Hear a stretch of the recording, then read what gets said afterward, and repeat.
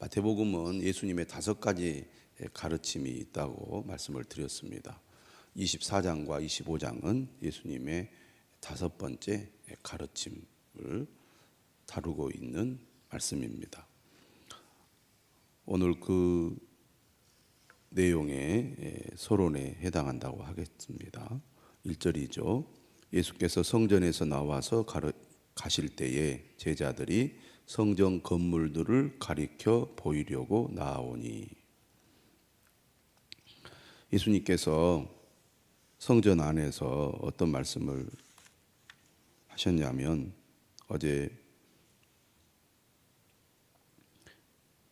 말씀 끝에 보면 보라 너희 집이 황폐하여 버려진 바 되리라, 이렇게 말씀을 하셨습니다. 예루살렘이 파괴되고 멸망할 것에 대해서 말씀을 하셨거든요. 제자들이 이제 성전에서 나와서 가실 때 성전 건물들을 가리키면서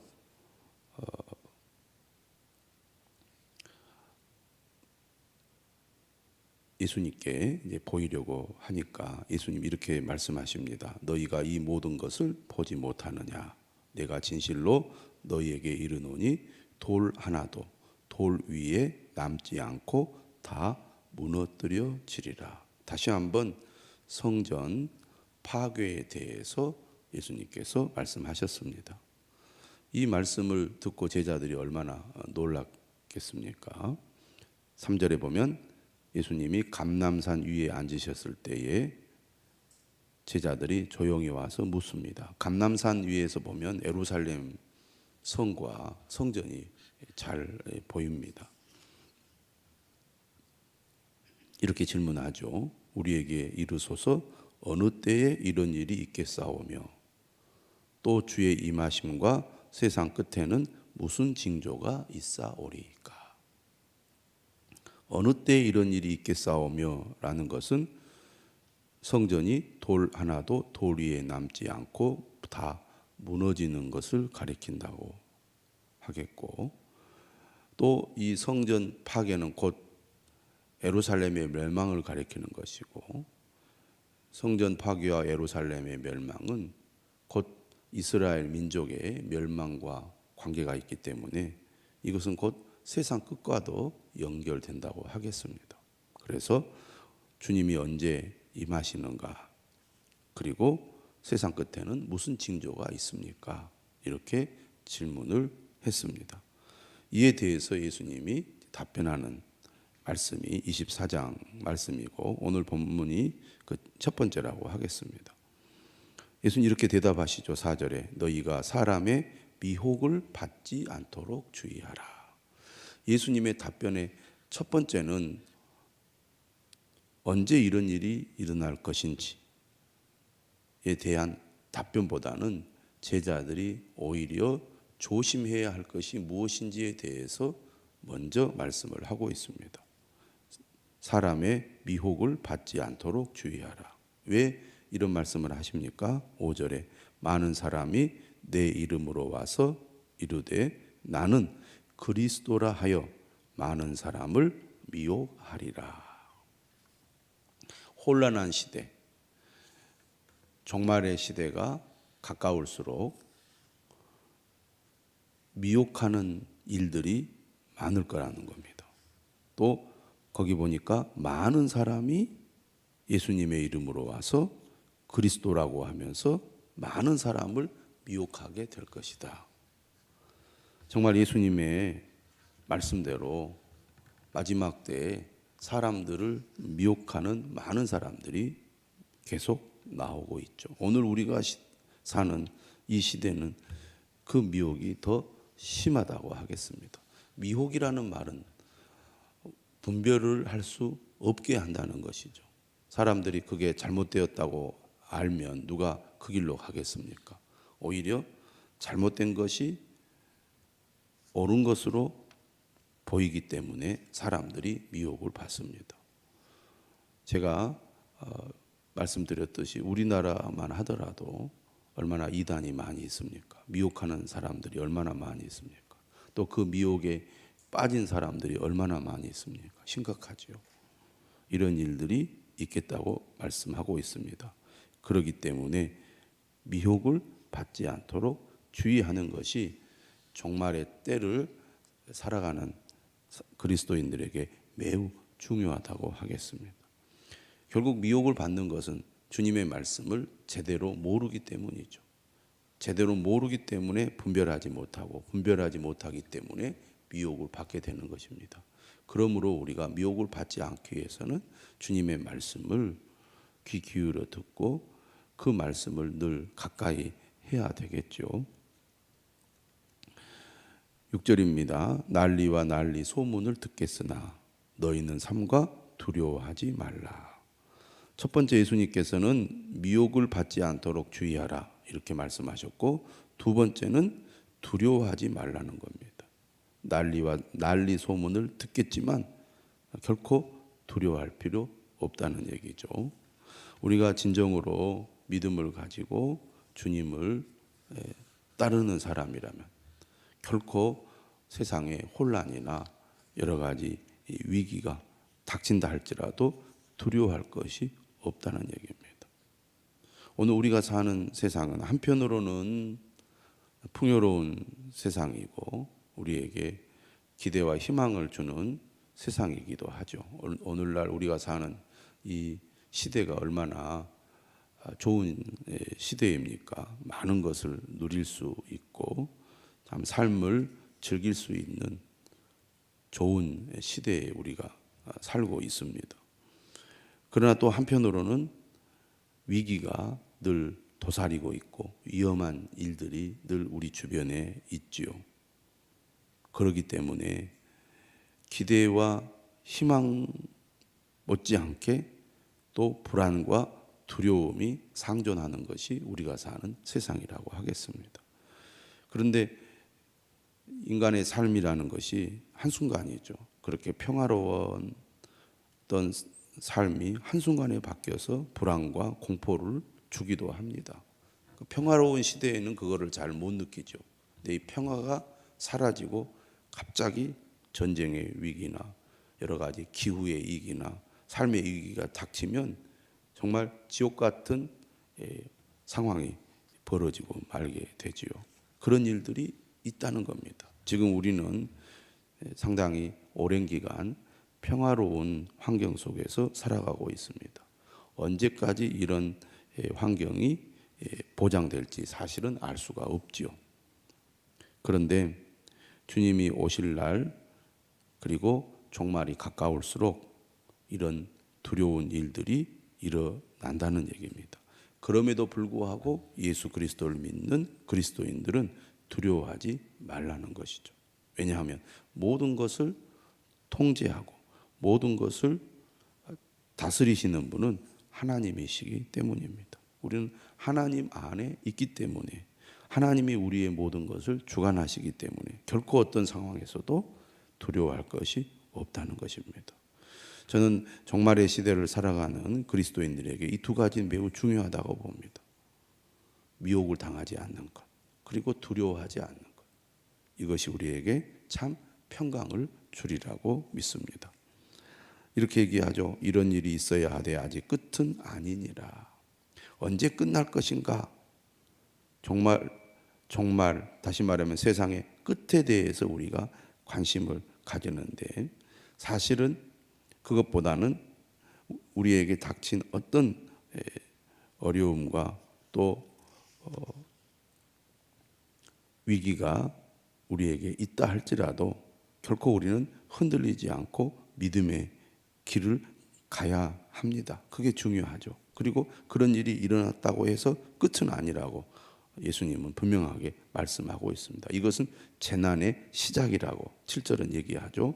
민족이 민족을 나라가 나라를 대적하여 일어나겠고 곳곳에 기근과 지진이 있으리니 이 모든 것은 재난의 시작이니라.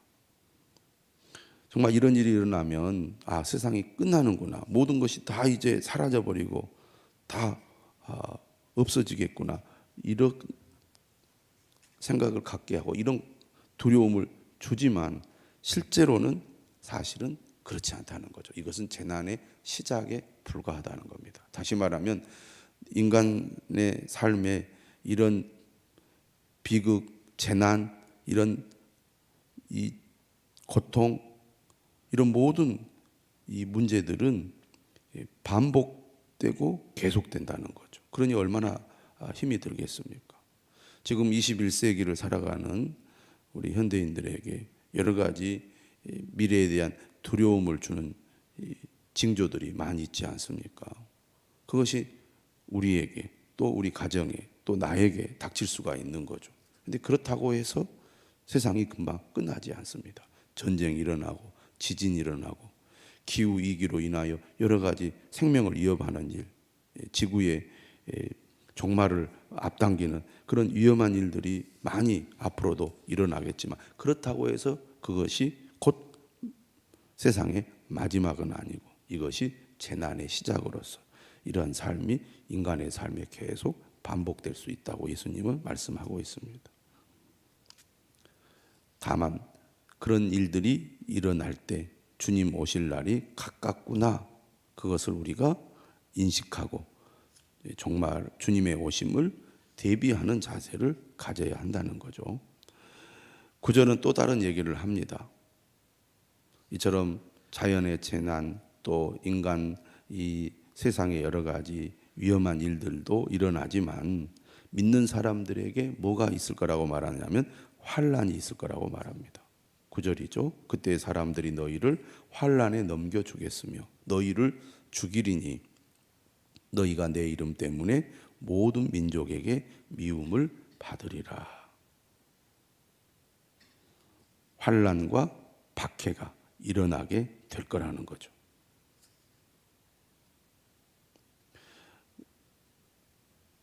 모든 사람들에게 닥치는 재난도 사실 믿는 사람들에게 힘든 싸움인데, 거기에 더불어 믿기 때문에 환난과 박해를 겪는다고 하면 이중의 고통이라고 하겠습니다.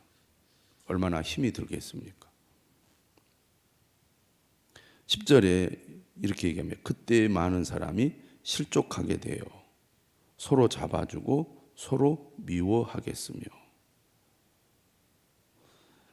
환난과 박해가 일어나면 어떤 현상이 일어나냐면 사람들이 이제 실망을 하고 주님을 배반하고 떠나게 될 뿐만 아니라, 그리고 서로 이제 고발하고, 그래서 붙잡혀 가도록 오히려 사람들을 이제 밀고 하는 그런 일들을 하게 된다는 겁니다. 그러니 얼마나 힘이 들겠습니까? 서로 믿고 의지하며 서로 격려하고 살았던 같은 동지가, 또 믿음의 형제가 서로 잡아주고 서로 미워하는 일이 있을 때 그것이 얼마나 힘이 들겠습니까? 이런 일들이 일어날 거라는 거죠. 또 11절에 뭐라고 말하느냐면 거짓 선지자가 많이 일어나 많은 사람을 미혹하겠다고 말합니다. 그러니까 혼란스러울 때에 미혹을 당하는 거죠. 우리가 모든 것이 평안하고 안정될 때는 속거나 그리고 의심하거나 배교하거나 이런 일들이 일어나지 않은데, 오히려 이렇게 환난과 박해 속에서 인간의 참 나쁜 본성들이 드러나고 상처가 되고 크게 실망을 하는 일들이 일어날 거라는 거죠. 그리고 12절은 뭐라고 말하느냐면 불법이 성함으로 많은 사람의 사랑이 식어지리라. 계명의 핵심이 뭡니까? 하나님 사랑, 이웃 사랑이잖아요. 은혜가 충만하다는 것은 하나님을 향한 사랑과 형제를 향한 사랑이 그만큼 충만하다는 얘기인데, 이처럼 환난과 박해 속에서는 불법이 성하기 때문에 이런 사랑이 다 식어버린다는 거죠. 그러니 얼마나 팍팍합니까? 믿음을 지키기가 얼마나 어려운 환경입니까? 그럼에도 불구하고 13절 예수님 이렇게 말합니다. 그러나 끝까지 견디는 자는 구원을 얻으리라. 우리가 신앙생활 하다 보면 탓을 할 때가 많습니다. 나는 잘하려고 했는데 내 상황과 내 주변이 나를 도와주지 않는다고. 내 삶이 너무나 힘들기 때문에 어쩔 수 없다든지, 내 주변의 사람들이 나를 힘들게 하기 때문에 어쩔 수 없다는 변명을 하게 되는데, 예수님은 그렇게 하지 않도록 사실은 주의를 주고 있습니다. 내 주변의 사람들이, 내 상황이 나를 믿음으로부터 멀어지게 만든다 할지라도 우리는 결코 거기에 속거나 그런 환난에 넘어지지 않아야 된다는 거죠. 끝까지 견디는 자, 끝까지 믿음을 지키는 자, 끝까지 주님을 의지하고 따르는 자가 되어야지, 어쩔 수가 없었다고 그렇게 해서는 안 된다는 것입니다. 오늘 우리는 예수님의 말씀을 깊이 있게 새겨야 되겠습니다. 어떤 일이 있어도 우리가 영적인 분별력을 잃지 않도록 우리가 정신을 바짝 차려야 되겠습니다. 그리고 어떤 어려움이 있더라도 두려워하지 않도록 더욱 주님의 성령으로 우리의 마음을 가득 채워야 하겠습니다. 또 어떤 어려움이 있더라도 우리가 믿음에서 흔들리거나 믿음을 떠나는 일이 없도록 끝까지 믿음을 지켜야 되겠습니다. 마지막 14절입니다. 이 천국 복음이 모든 민족에게 증언되기 위하여 온 세상에 전파되리니 그제야 끝이 오리라. 오히려 세상의 끝 종말은 희망을 주는 말씀입니다. 심판을 얘기하는데 무엇을 얘기하냐면 구원을 말하는 거죠. 주님께서는 모든 사람들이 복음을 듣고 구원을 받을 수 있는 기회를 주신다는 얘기죠. 이것이 주님의 뜻이고 마음입니다. 반드시 세상은 끝이 오고 종말은 옵니다. 주님은 다시 오실 것입니다. 그것이 언제일지 정확히 알 수는 없지만 예수님은 징조를 통하여 그때가 가까워 오는 것을 알 수 있다고 말하고 있습니다. 오늘 우리는 이 세상을 살아가면서 주님께로 가기 위한 삶을 살아가고 있습니다. 우리 개인에게도 언젠가는 종말이 올 것입니다. 그러면 주님께로 갈 것이죠.